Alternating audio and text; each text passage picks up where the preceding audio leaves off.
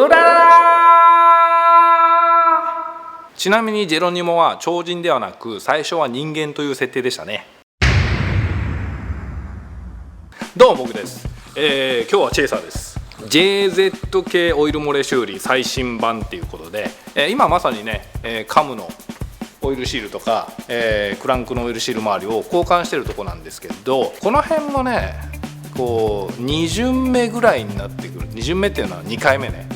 1回目、タイベルとか10万キロぐらいで交換して、ついでにオイル漏れ修理やりましたっていう、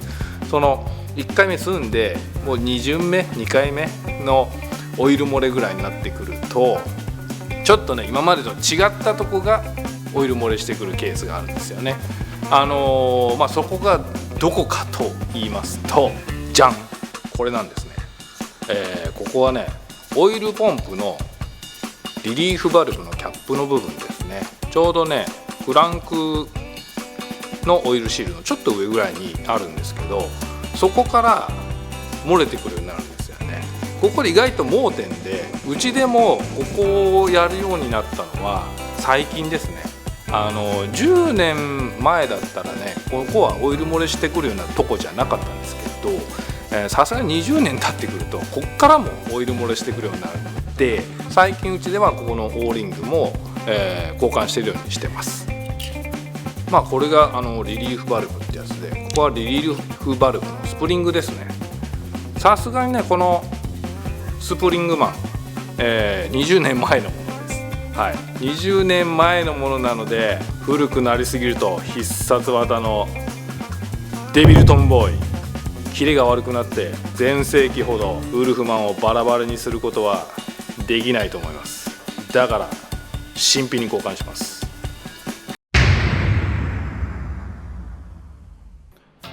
はい、そしたら初めから作業を見ていきましょう。リリーフバルブのキャップのオーリングを交換するにはウォーターポンプを外さなきゃいけないので、まずは冷却水を抜き取ります。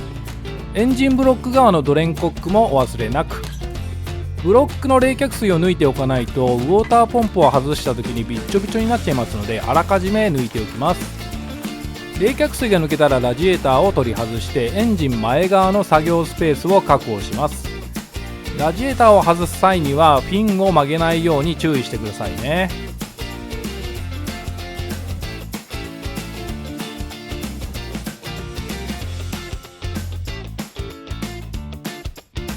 ウォーターポンプを外すということはタイミングベルトも外さなきゃいけないので、いろんな周辺の部品をばらしていきます。